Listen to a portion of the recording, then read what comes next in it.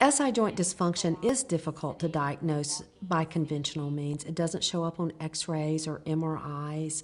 The only real objective way that you can diagnose an SI joint dysfunction is by a diagnostic SI injection. The other way that I look at the SI joint is by symmetry test, provocative testing, and by motion test. Holly, we're going to do a test on your SI joint. It's a provocative test to see if we can provoke pain in the SI joint.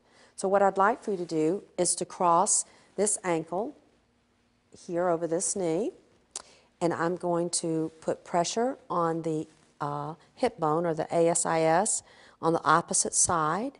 I'm going to put my hand here on the femur and press downward. Do you feel any pain in the SI joint on the left? Yes.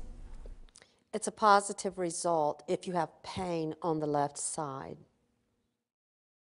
This is the compression test. I'm going to put my hands on the outside of the ilii, and I'm going to compress forward and medially. Do you feel pain with this? Yes. Which side? On the left. That's a positive left test. We're going to do the distraction test now. I'm going to place my hands on the ASIS here on the top of the ilii, and I'm going to press laterally and posteriorly. Do you feel pain with that? Yes. Which side? On the left. That's a positive test for the left. We're going to do the Ginslin's test now.